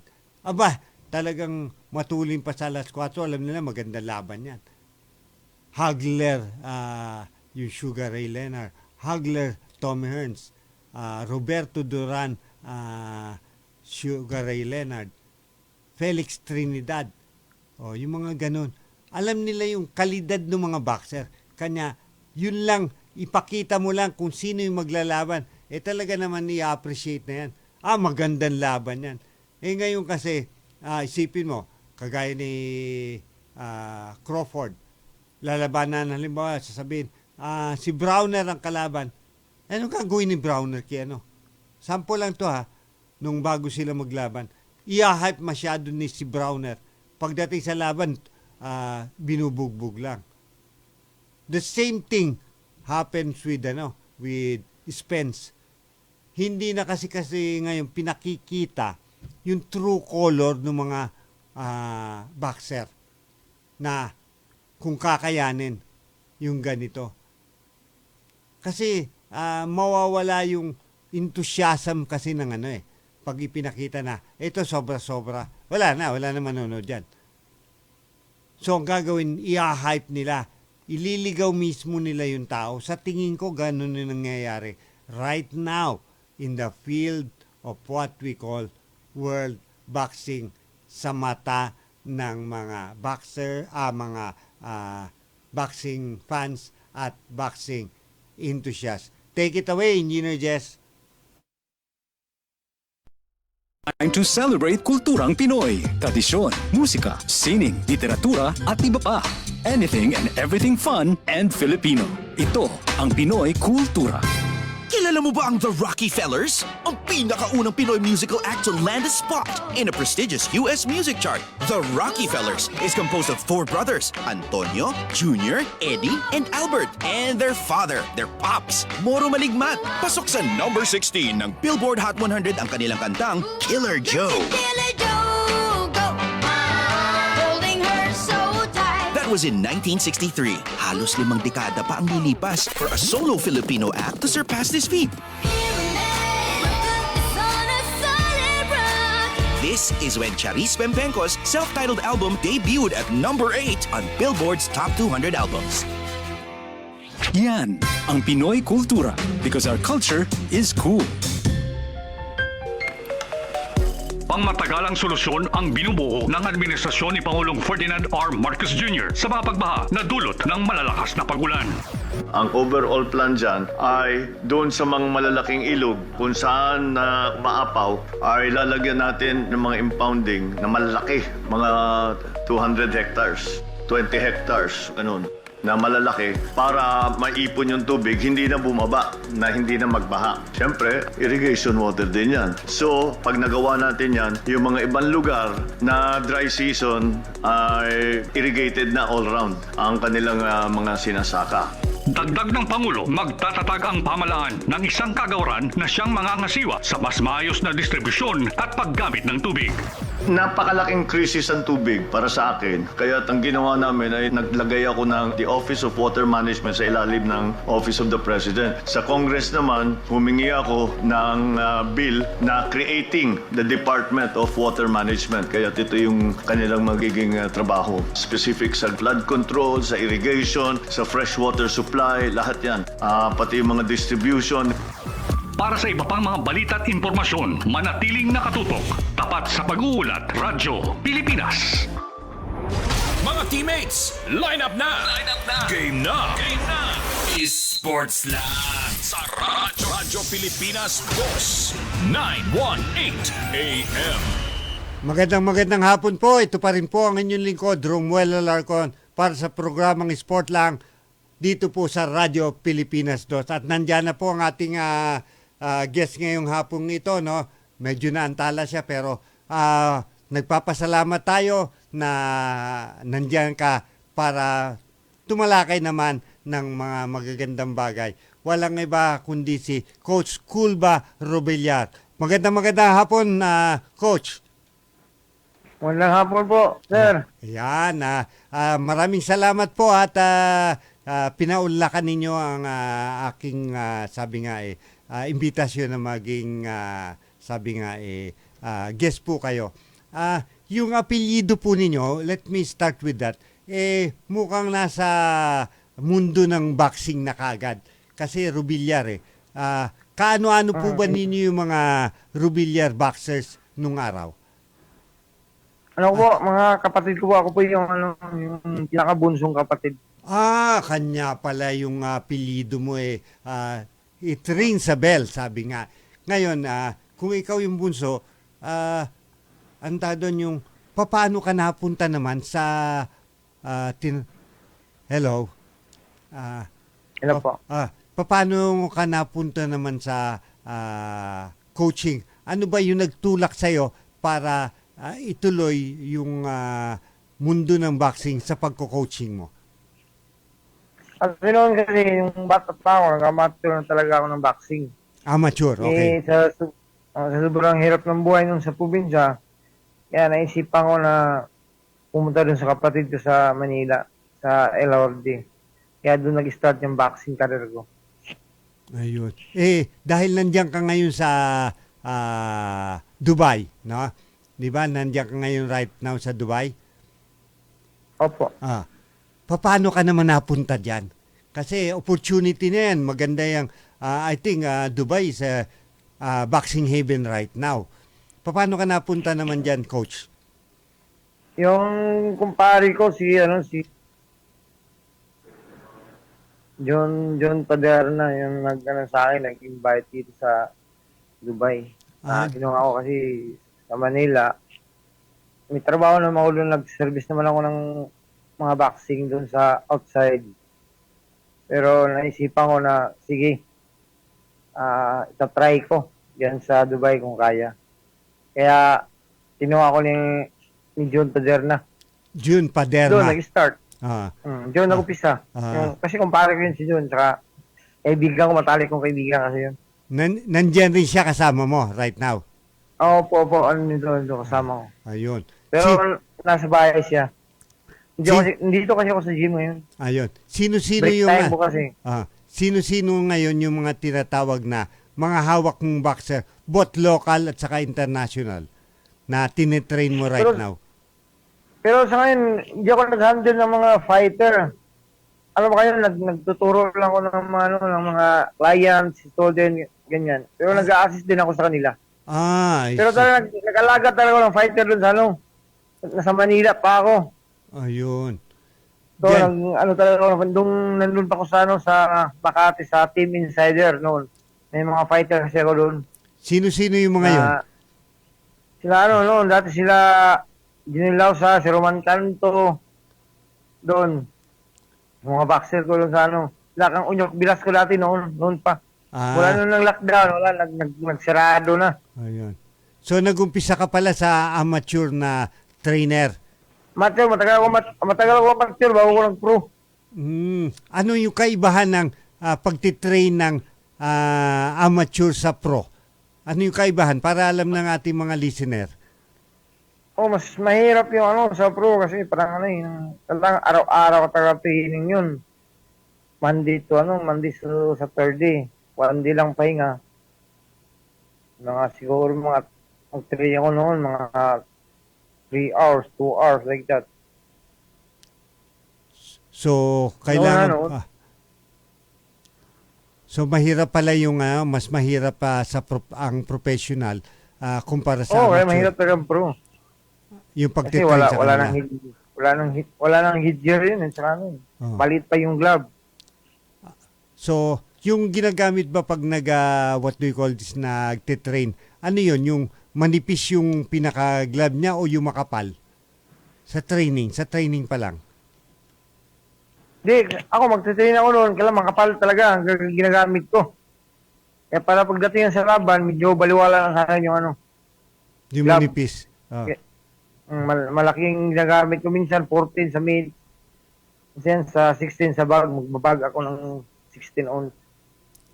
Yung bang what do you call this, yung bigat ng tinatawag na gloves, ano ang epekto nun sa boxer during the training compared dun sa light na hawak niya during the fight, actual fight?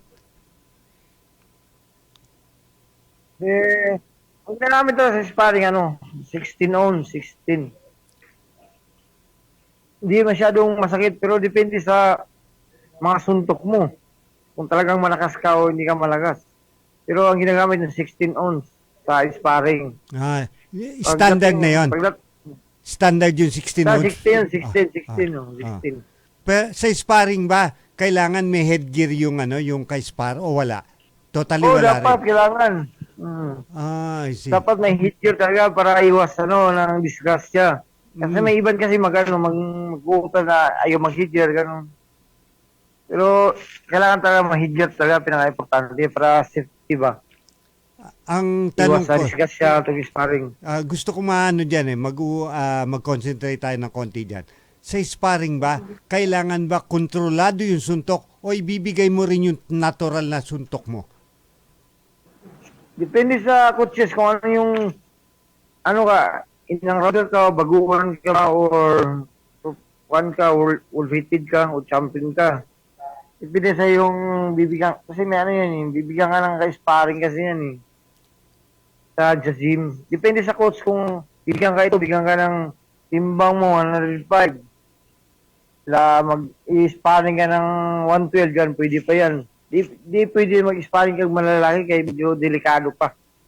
Kailangan yung kaparehas mo rin para mas okay yung ano. Kung ano yung nilalabanan mo, pwede ka rin man mag-sparring ng malalaki pero medyo kung baguhan yung sparring mo. Kung veterano ka na sa 10 rounder ka na, kung sparring kag mga baguhan yan, pwede yun na malalaki, pwede pa yun. Pwede yung ganon pala pag sabi mo kanina, kung 105 ka, pwede ka hanggang 112. Doon ba sa... 12 bantam, patataas. Pero medyo malalaki, mahirap na kasi mabigat na yung kamay mo. Ibig mo ba pero depende kung veterano ka, kung 10 rounder ka na, pero isparring ka ng malaki, pero baguhan pa, medyo pwede. Di pa gano'ng expire yun, pwede pa yun.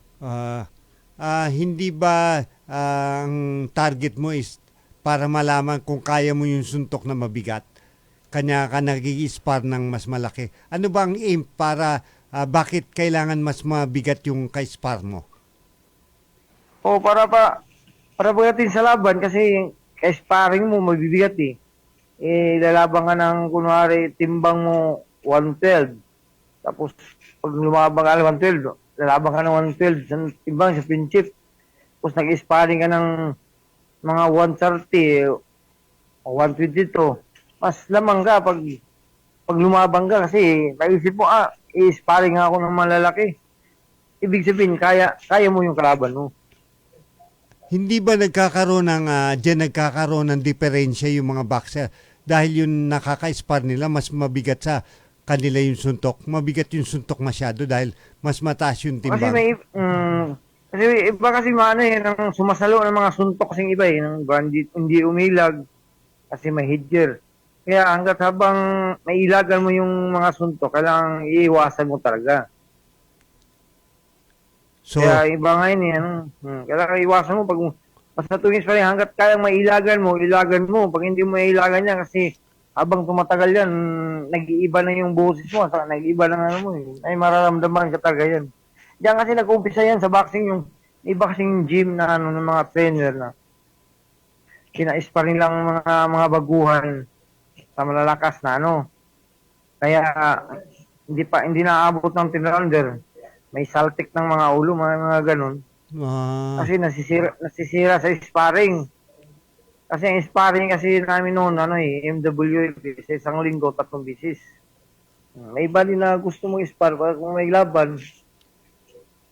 Pero depende sa program na ibibigay sa'yo ng trainer. Kaya lang, ang trainer talaga lang may biyasa siya sa ng mga programming gaya nila Predirot, mga ganun ba, mga talagang may program sila sa mga fighter. Pag wala talagang may experience lang din. Yung ganun ba? Coach, yung ganun na program na sinasabi mo, pinag-aaralan ba yon o natural na itinuturo ng mga coaches na mga well-experienced? Yung mga coaches kasi ng experience lang talaga. Ako, hindi naman talaga ako nag-aral mga ganung dahil lang sa boxing experience ba.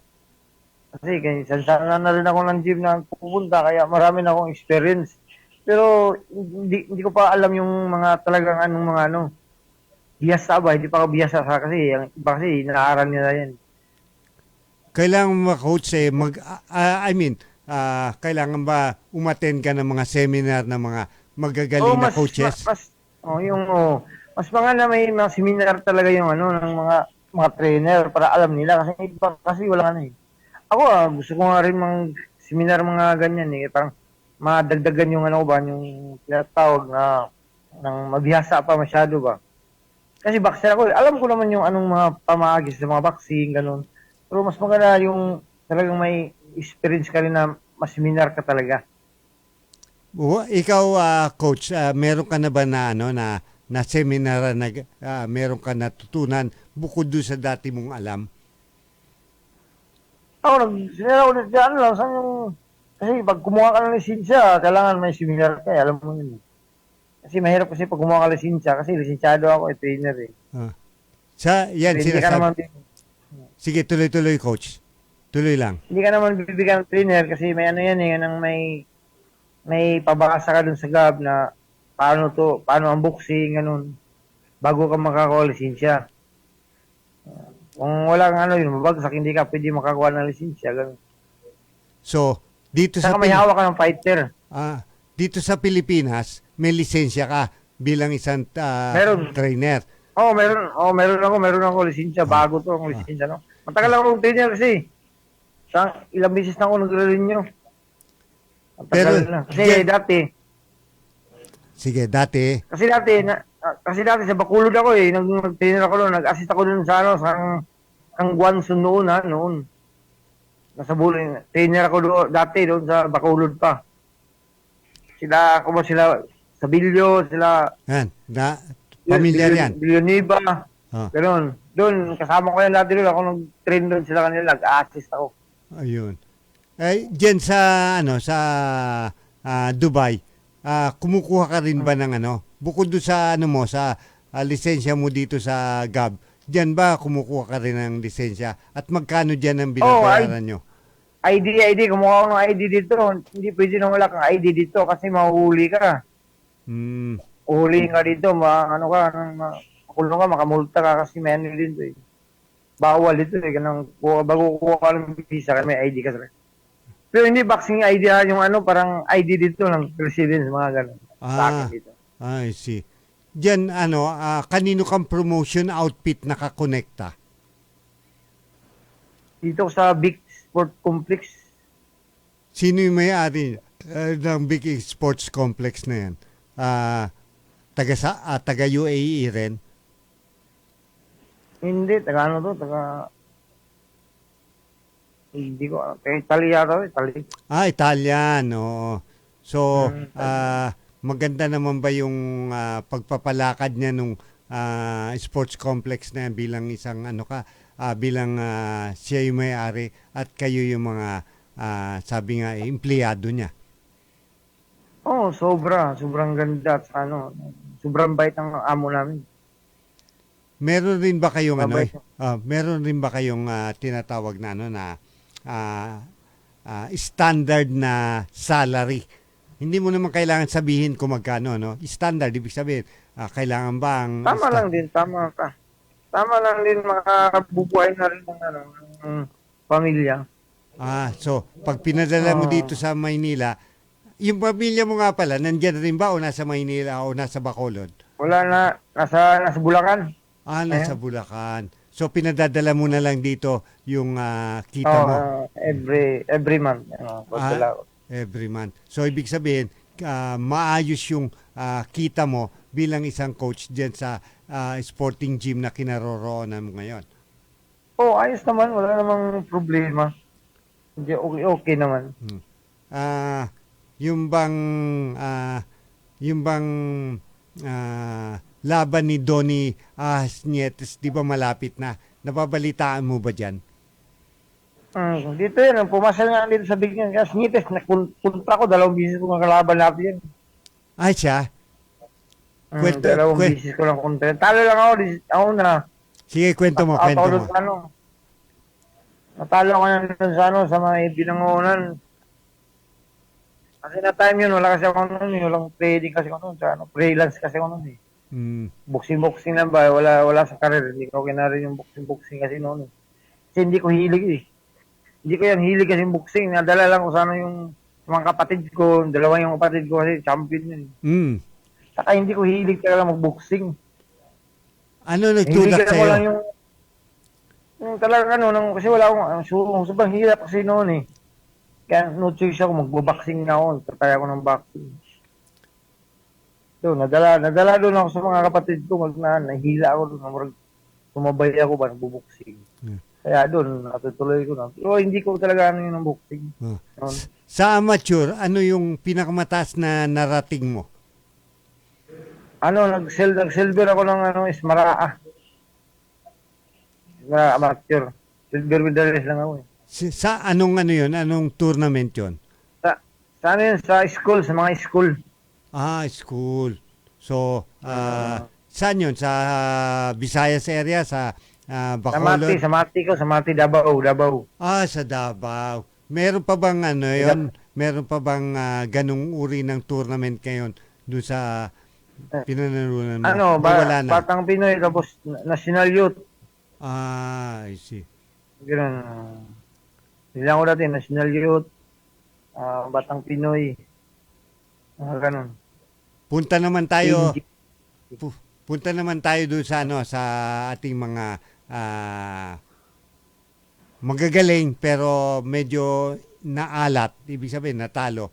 Ano sa tingin mo ang dahilan bakit sunod-sunod yung mga talo ng ating mga boxers na mga magagaling na ine-expect natin na mananalo pero natalo?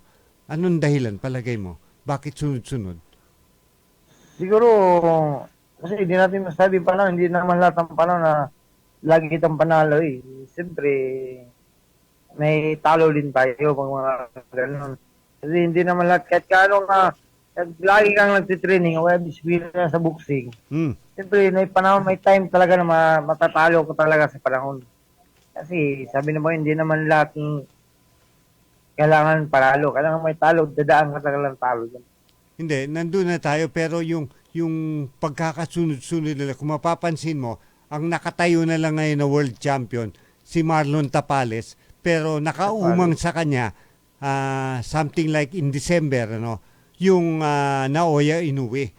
Tapos wala na tayong ina-expect na kung sino pa ang kasunod. Wala. Diba? Siguro sa nila, yung sa training or sa edad na lang siguro, mga ganun. Kaya talo. Depende sa Siyempre, hindi nag-aaral sila ng training siguro.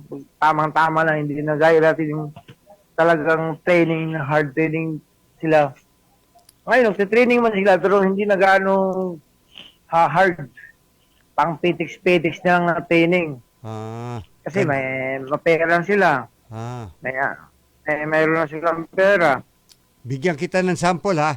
Si Mark Magsayo natalo kay Brandon Figueroa. Si Rene Mark 4 natalo kay Jinjiro Shigioka. Vincent Astrolabio natalo kay Jason Maloney. Melvin Jerusalem lost to Oscar Collazo. At Jade Bornea natalo kay Fernando Martinez. Not to mention yung matanda na may edad na Nonito Donaire versus Alejandro Santiago. Ang haba nung talo nila Puro talo yun Kanya nga naitatanong ko sa'yo, ano yung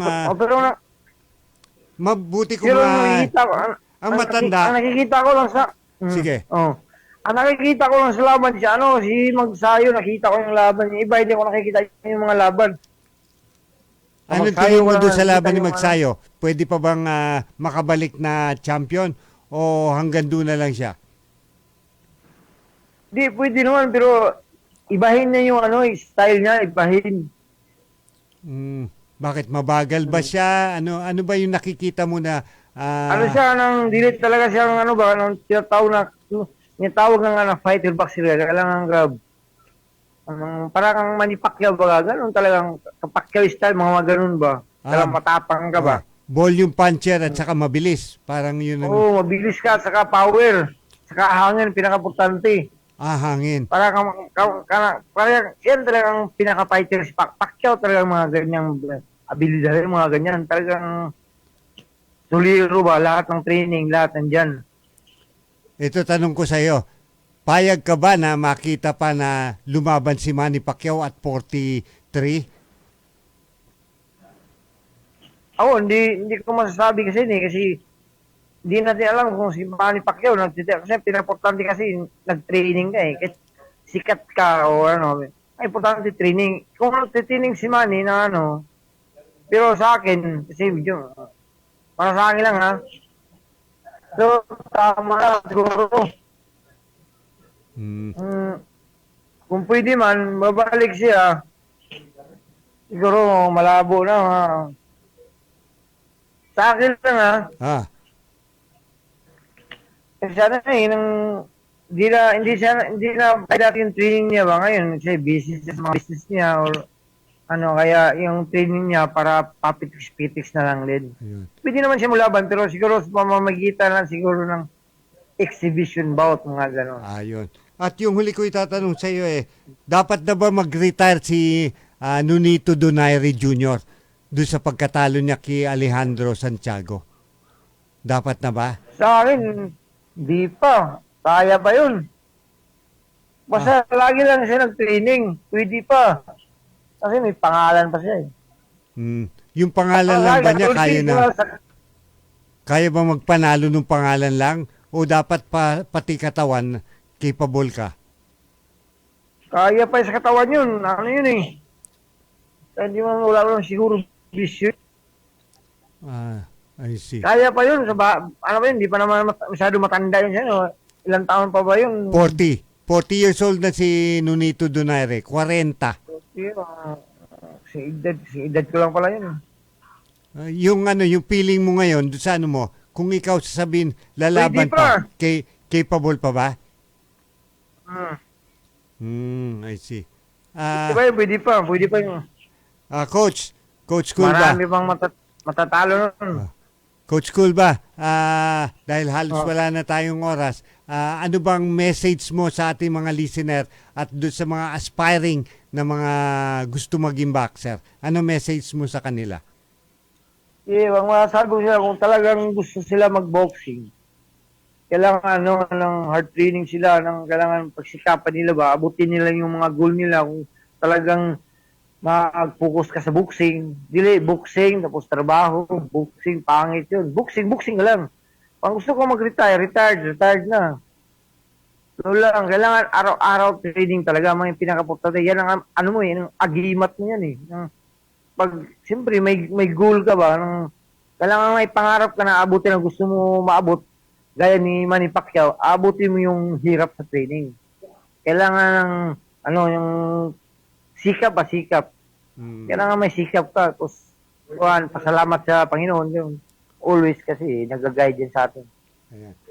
Thank you very much Coach Culba sa pagbibigay daan mo dito sa ating programa na Sport Lang. Pure Boxing ito at sana pag may mga tinatawag na events diyan, sabihin mo lang sa akin para ma-interview natin yung mga tao na nandyan na may laban. Ha? Thank you very much Coach Culba at sana more power sa iyo. Sige po, maraming salamat din po sa inyo. God bless po para sa blessing to sa akin na interview niyo ako ng ganito. Kasi minsan lang kasi ako hindi ko kasi hilig mga ganitong interview. Kaya thank you very much. Salamat din ako sa iyo sa RP2. RP2 ba yan? Radio Pilipinas 2. Ingat lagi More Radio power. Pilipinas. More power Coach Culba. Salamat po, salamat. Ayan po ang ating panayam sa isang coach na nandyan po naman sa Dubai, United Arab Emirates, na kung tawagin ngayon, The Gold City. Yan po At dahil wala na tayong oras, maraming salamat sa ating mga engineer dyan naman sa ating tower dyan sa Malolos, Bulacan. Maraming po salamat sa ating dalawang engineer dito sa ating Master Control, si Engineer Jess at saka Engineer Jemat. Kung hindi sa kanila, wala po tayong magagawa dito, lalo na sa pag-interview natin sa ating mga guests. Maraming salamat sa lahat na nakinig. Sa susunod na linggo na, Sabado na naman po, magkita-kita tayo. At syempre sa ating station manager, Ma'am Cecil Kimlat, maraming salamat po sa inyong pagtitiwala sa inyong lingkod. And with that, have a pleasant weekend sa inyong lahat. Ito po ang inyong lingkod, Romuel Alarcon. I love you guys! Ingat lagi! Walang prenong sports balitaktakan. Mga in at out sa mundo ng palakasan. For the first time, the Red Saints have won their first. Straight away, Johnny Davis. Kinig na at huwag magpahuli. Sa sipa ng sports balita. Mga pre, bawal ang pikon. Bawal ang pikon. Sports lang. Sa Sargo na. sa Radyo Pilipinas 2, 918 AM. Nagkakaisa nating ipagdiwang ang buwan ng wika at ipakita ang gilas ng ating mga sariling salita. Ito'y mahalagang bahagi ng haliging nagpapatibay ng ating kultura at pagkakakilanlan bilang mga tunay na Pilipino. Ipamalas natin ang ating pagmamahal sa ating lingwaeng kinagisnan at ipagmalaki natin ang ganda ng wikang Pilipino. Kasama ninyo ang Presidential Broadcast Service at Radyo Pilipinas na nagbibigay pugay sa ating pambansang wika.